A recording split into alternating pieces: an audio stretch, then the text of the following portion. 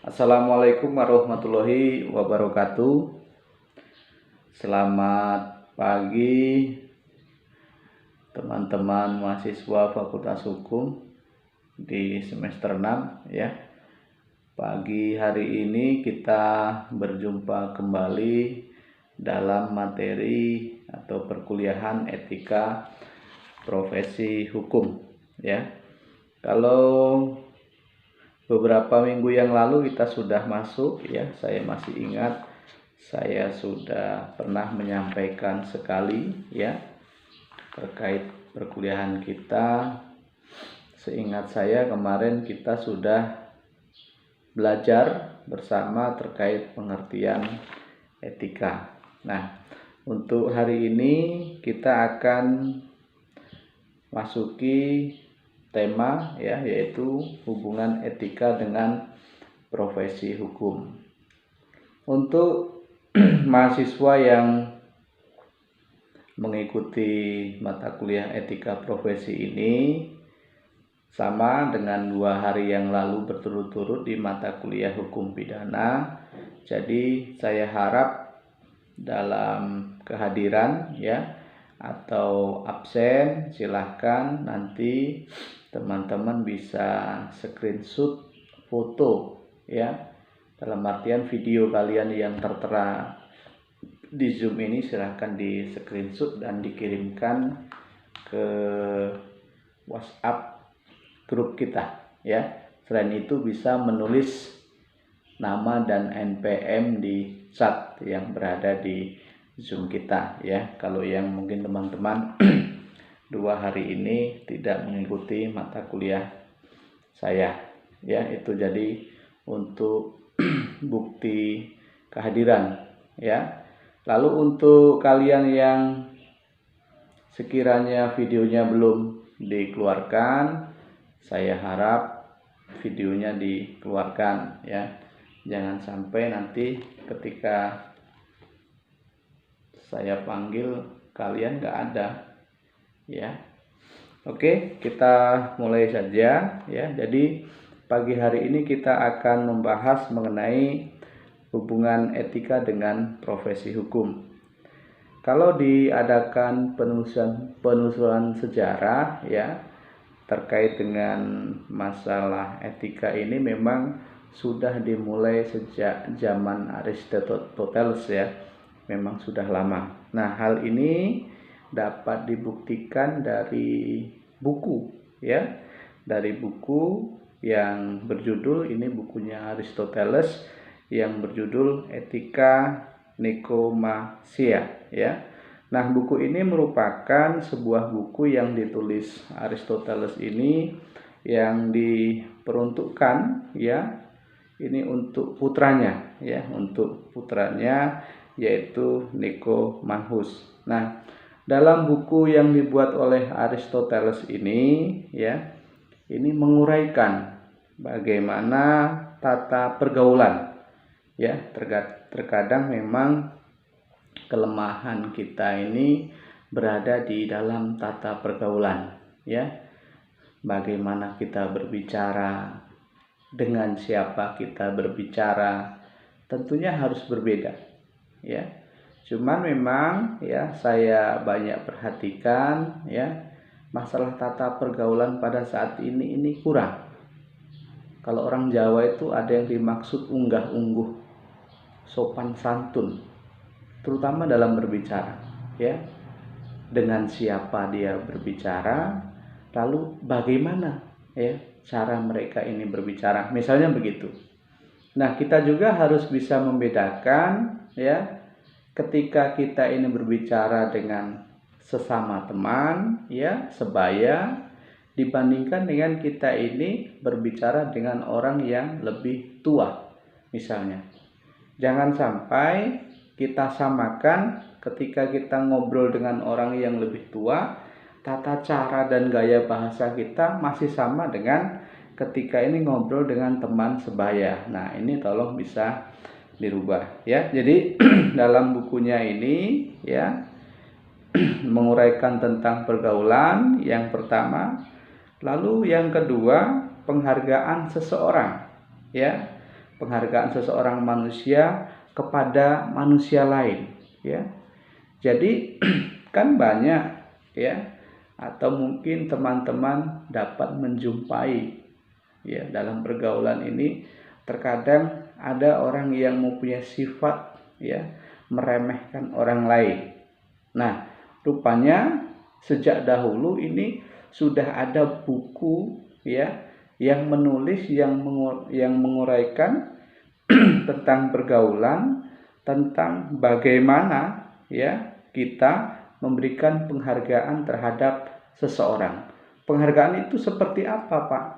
Ya, apakah memberikan hadiah atau memberikan uang? Bukan, ya.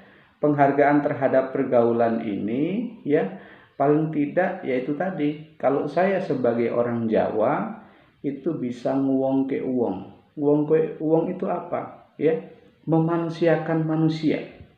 Sejatinya manusia ini sesama makhluk ciptaan Tuhan yang paling sempurna, apapun dia, ya, profesinya apa, ya, kita tidak boleh melihat kasta, karena nggak ada, ya, dalam sistem pergaulan kita ini nggak ada kasta, ya. Dia mau orang miskin, dia mau orang kaya, dia mau sukunya apa, agamanya apa, ya, harus kita tetap memperlakukan mereka seperti manusia pada umumnya, ya. Misal, ya, kalau kita berbicara dengan orang yang usianya di atas kita, nah, paling tidak kita menggunakan sebutan. Apa sebutannya? Bang misalnya, Kak misalnya, Mas misalnya. Itu adalah suatu penghargaan. Jangan sampai, ya, kita menyapa seseorang yang usianya di atas kita dengan nama sebutan. Ya, dengan nama sebutan itu nggak boleh, ya, dalam tata pergaulan itu dianggap tidak elok. Kembali lagi, kalau saya orang Jawa itu saru, ya, tidak boleh, ya. Jadi memanusiakan manusia itu paling tidak seperti itu, dengan sebutan. Berbicara dengan orang yang lebih tua, ya, ada panggilan sapanya, ya. Kalau secara nasional mungkin kita bisa menggunakan bahasa Mas, ya. Mungkin kalau orang-orang Sumatera ini lebih menggunakan bahasa Bang, ya. Boleh, itu tetap digunakan. Begitu juga ketika kita bergaul dengan orang yang usianya di bawah kita, ya. Tidak masalah kita memanggil mereka juga Mas, misalnya, walaupun usia itu di atas kita. Nah, itu adalah salah satu bentuk penghargaan, ya. Coba kalian praktekkan. Misal hidup di kampung dengan bertemu dengan orang-orang yang tukang ngarit itu. Coba kalian panggil Om. Nah, itu ada rasa besar hati mereka. Ada rasa kebanggaan mereka. Wah, aku ini tukang ngarit aja dipanggilnya Om, ya. Jadi ini kita harus bisa memuliakan sesama manusia, ya. Jadi saya ulangi, dalam buku Aristoteles ini tadi menguraikan bagaimana tata pergaulan, ya, dan penghargaan seseorang manusia kepada manusia lainnya, ya, yang tidak didasarkan kepada egoisme, ya, atau kepentingan individu. Jangan, ya. Kita ini pada dasarnya manusia ini membutuhkan orang lain, ya. Kita ini nggak bisa hidup sendiri, ya. Kita masih butuh orang lain, apapun bentuknya kita ini.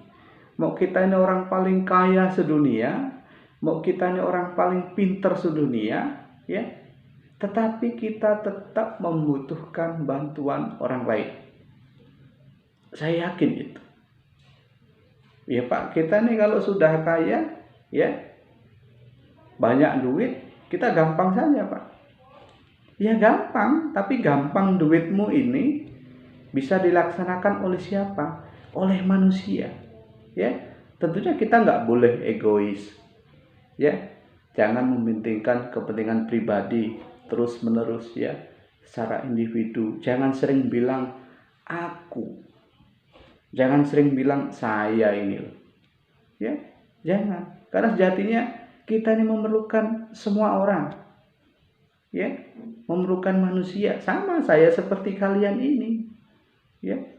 Saya tidak bisa mengajar pada pagi hari ini ketika tidak ada kalian mahasiswa. Ya toh? Sama juga sebaliknya. Mahasiswa tidak bisa mendapatkan ilmu kalau dalam pagi ini saya tidak masuk dalam perkuliahan melalui Zoom meeting. Saling membutuhkan kok. Kalian mendapat ilmu dari saya, ya.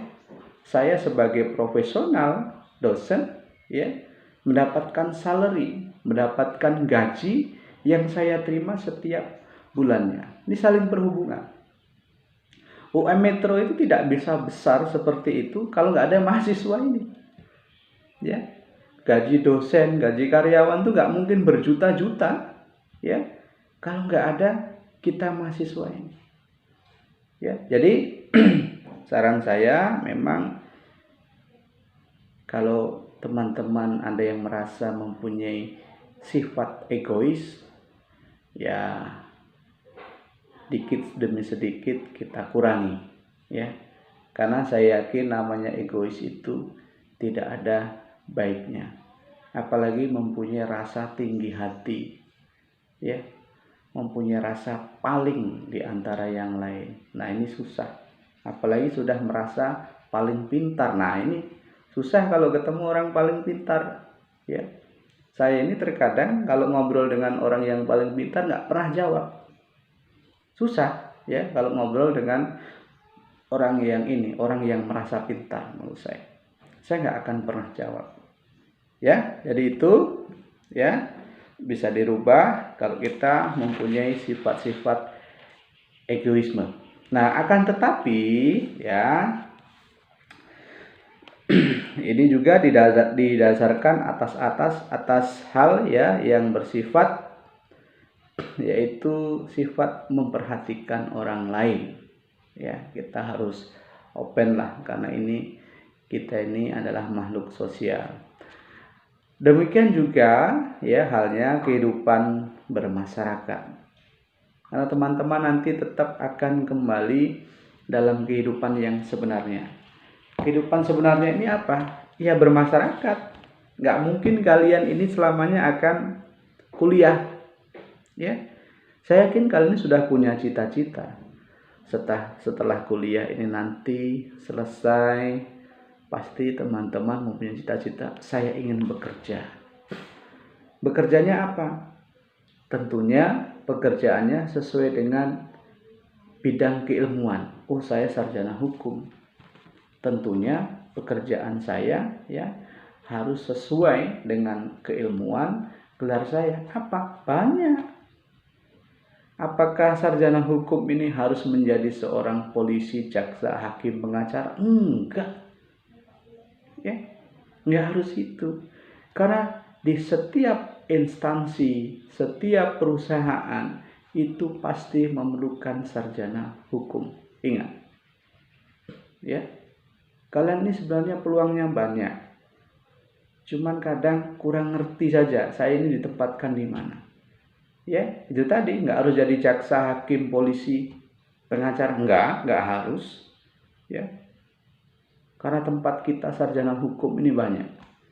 Kalau ada yang berminat nanti setelah ini kuliah lagi ngambil notaris, lanjutkan. Ya, setelah sarjana hukum ini mau menjadi seorang advokat, silahkan. Ya, setelah sarjana hukum ini, Pak, saya mau jadi dosen lah. Kuliah lagi S2. Ya, nanti jadi dosen. Ya, mau jadi polisi silahkan daftar lagi. Mau jadi jaksa silahkan, mau jadi hakim silahkan. Ya, masih banyak peluang. Oh, Pak, saya mau kerja di perusahaan aja lah, Pak. Ya, menjadi legalnya boleh. Ya, yang penting saran saya kalau bisa, ya, namanya profesi ini berdasarkan keilmuan yang kita miliki. Walaupun kita belum tentu tahu nanti nasib kita akan jadi apa, kita nggak tahu. Ya, mungkin saya pernah cerita dengan kalian, saya memilih menjadi sarjana hukum ini awalnya tidak ada kesepakatan dengan kedua orang tua saya. Ya, ini saya cerita berbagi pengalaman dengan kalian. Dulu setelah lulus SMA, ya, ibu saya menyarankan saya untuk kuliah mengambil pendidikan pada waktu itu. Karena almarhum orang tua saya, bapak saya ini adalah seorang guru. Disarankan ya, ibu saya ngambil saja pendidikan. Ya, karena pada waktu itu guru sertifikasi baru-baru keluarnya kalau tidak salah. Ya, makanya alhamdulillah kesejahteraan guru sampai sekarang ya bagus. Saya tidak mau suruh menjadi guru. Lalu bapak saya ya menyuruh saya untuk kuliah di kesehatan. Karena pada tahun 2005, 2006 itu masih booming kuliah di kesehatan. Ya, entah yang jadi perawat, ya, mungkin entah yang jadi analis kesehatan, ahli gizi, banyak lagi. Ya. Tapi dua permintaan orang tua saya ini saya nggak ada yang minat. Lalu mereka tanya, kamu mau kuliah apa? Saya mau kuliah di Fakultas Hukum. Nah, mereka bingung sebenarnya dengan pilihan saya. Karena apa? Pada waktu itu masih jarang orang sarjana hukum. Dan kemungkinan sekarang ini, ya, dalam satu desa saya yang sarjana hukum murni baru saya. Ya, mereka bingung. Ya, tapi mereka ceritanya setelah saya selesai dan bekerja. Dalam proses perkuliahan orang tua saya ini, anak ini nanti mau jadi apa? Ya, tapi syukur alhamdulillah ya kita memang berproses secara benar, ya, tidak pernah aneh-aneh, ya. Dari S1 belum selesai, ya, sudah selesai skripsi tapi belum yudisium, saya dengan Pak Prima langsung kuliah S2 pada waktu itu, ya, dan menjadi seperti sekarang ini, ya. Jadi itu tadi, ya. Masalah kehidupan kalian nanti akan mengalami, ya. Jadi ya, tapi nggak taunya setelah selesai ya jadi dosen juga, ya, profesinya. Walaupun tadinya orang tua saya, ibu saya nyuruh saya jadi guru, saya nggak mau, ya, rupanya sekarang jadi dosen juga. Yaitu Tuhan yang menentukan semuanya. Yang penting kalian berupaya, berproses dengan baik.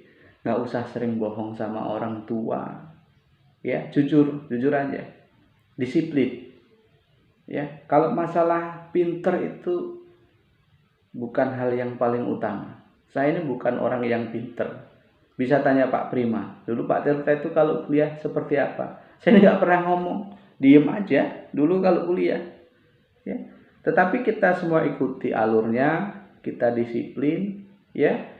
Kita nggak pernah bohong dengan orang tua, ya. Itu bisa menjadi motivasi buat kalian yang sudah di semester 6, ya.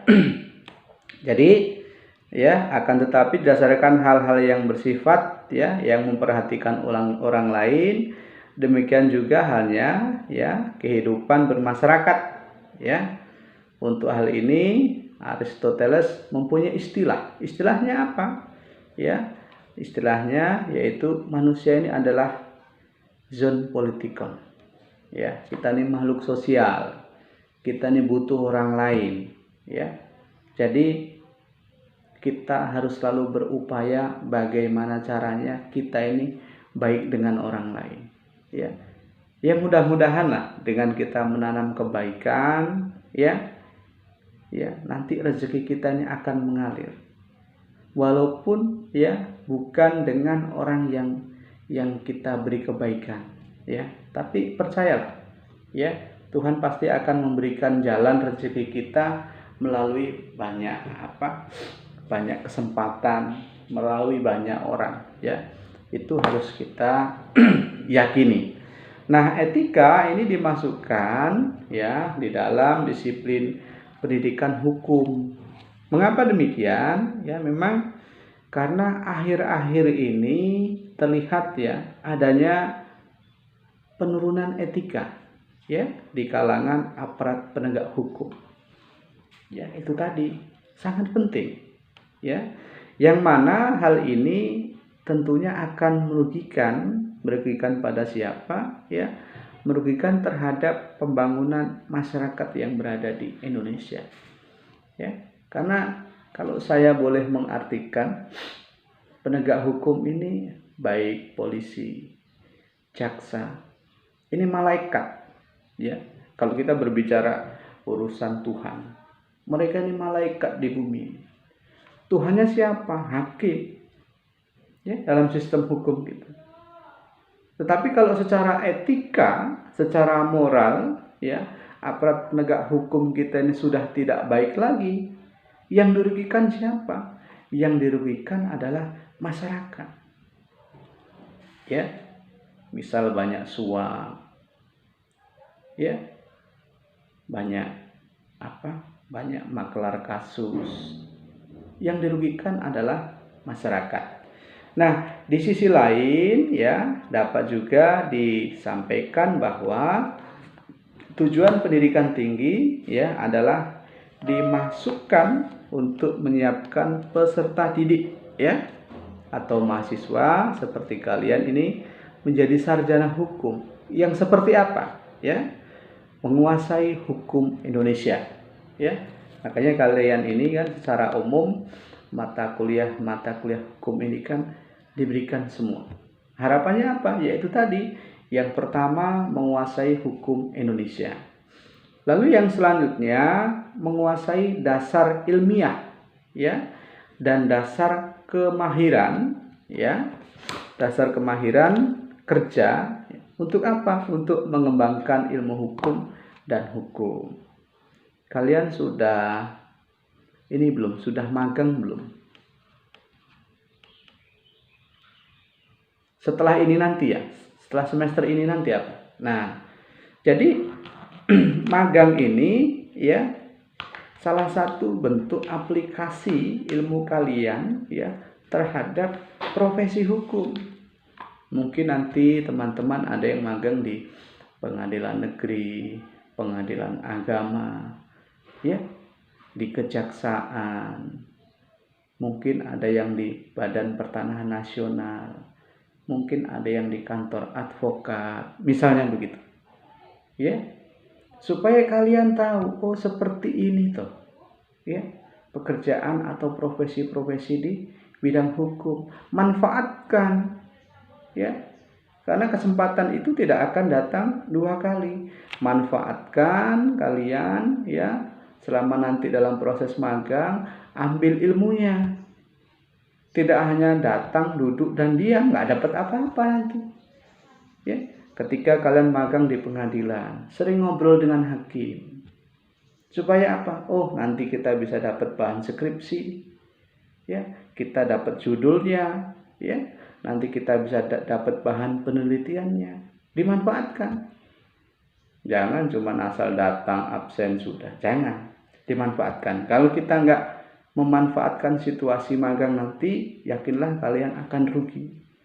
Tetapi ketika kalian sudah bisa memanfaatkan baik-baik dengan teman-teman yang ada di pengadilan negeri maupun pengadilan agama, sering ngobrol, sharing dengan hakim kalau ada waktu.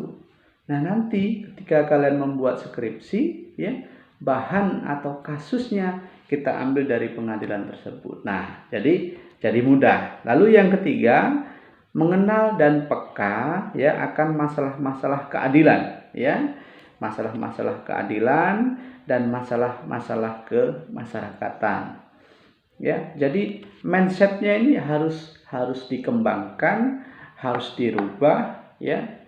Jangan hanya berbicara masalah hukum positif tok ya. Biasanya kalau masih baru-baru ini ya, kalau berbicara masalah hukum masih saklek, ini undang-undangnya.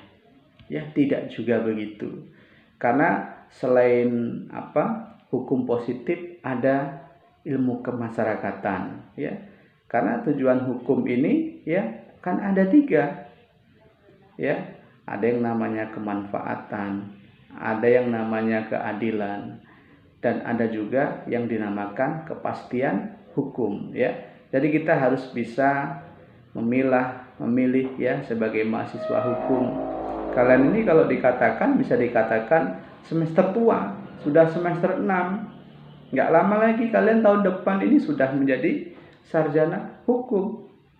Ya, siap-siap mahasiswa itu ya, sebelum lulus pusing, setelah lulus pusing. Nah, coba bisa dicatat. Pak Tirta pernah menyampaikan bahwa setiap mahasiswa ini sebelum lulus pusing, setelah lulus pusing, ya. Bisa dibuktikan. Ya. Kok bisa, Pak? Bisa. Sebelum lulus apa? Skripsi kali ya. Wah, buat skripsi, belum ketemu dosen yang susah ditemui, ya. Belum ketemu dosen yang galak, ya. Belum ketemu dosen yang aneh, misalnya. Pusing. Ya. Itu cobaan kalian. Kalian nanti senang itu hanya sehari. Kapan? Pada waktu wisuda saja. Setelah pulang wisuda kalian sudah begini lagi. Saya mau cari kerjaan apa? Ya, saya mau kemana? Ya, itu kalau saya nilai ya hal yang biasa. Tapi ikuti saja. Ya.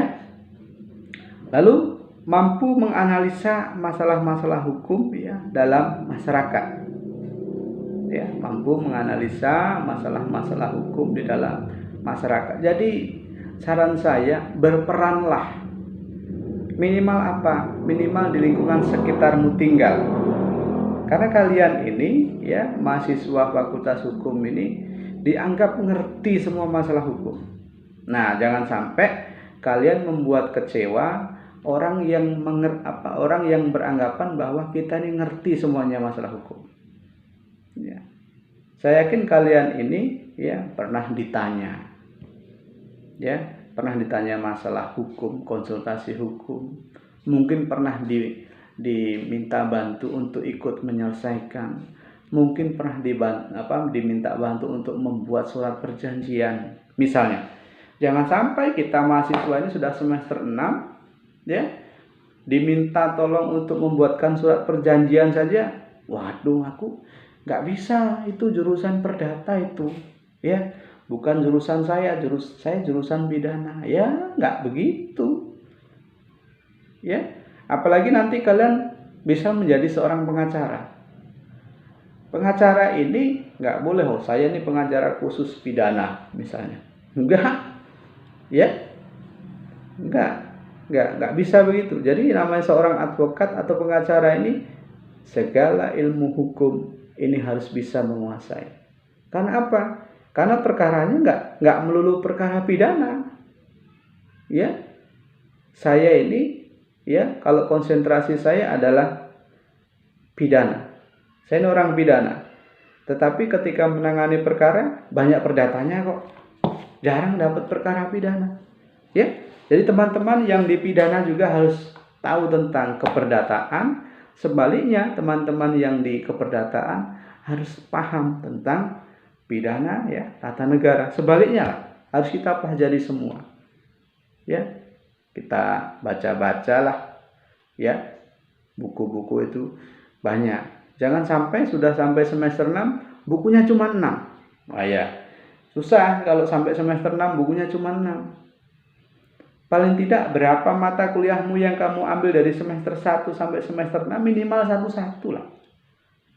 Ya. Karena apa? Ya kita kalau dosen menyampaikan berapa menit? Ya, saya menyampaikan hanya kalau walaupun waktunya 40 menit, nggak sampai 40 menit. Ya, di luar itu kalian mencari referensi, mencari bacaan. Ya. Lalu yang nomor 5, yang terakhir adalah mampu menggunakan hukum sebagai sarana ya untuk memecahkan masalah. Memecahkan masalah ya di dalam kemasyarakatan dengan bijaksana ya dan tetap berdasarkan pada prinsip-prinsip hukum. Bijaksana lah jadi orang hukum itu. Jangan bentar-bentar emosi, ya, menghadapi masalah. Jangan bentar-bentar marah, ya. Walaupun kita ini pada pihak yang kita bela, misalnya kalau kita pengacara, tetapi bahasa kita harus bijaksana, harus santun, ya. Jadi jangan kamu samakan bahwa orang hukum ini seperti preman, jangan, ya. Sifatnya maksud saya, ya, jangan, woi, saya ini orang sarjana hukum misalnya, tahu aturan. Nah, kalau sudah sarjana hukum, tahu aturan, jangan sampai kita melanggar hukum. Karena banyak, ya, pada prakteknya orang-orang yang melanggar hukum ini adalah siapa? Orang yang paham hukum, ya, dia melanggar hukum, malu kita, ya. Misalnya sudah S2, dosen hukum lagi, melanggar hukum, ya, diproses oleh polisi, malu. Kalau ditanya, bapak ini, ya, magister hukum, dosen hukum, kok melanggar hukum? Padahal setiap hari yang diajarkan kebaikan, ya. Saya ngajarin kalian kan ngajarin kebaikan, apalagi masalah etika profesi. Yang saya sampaikan adalah kebaikan, ya. Di kelas malam sama, mahasiswanya banyak dari kepolisian. Kita mengajarkan kebaikan.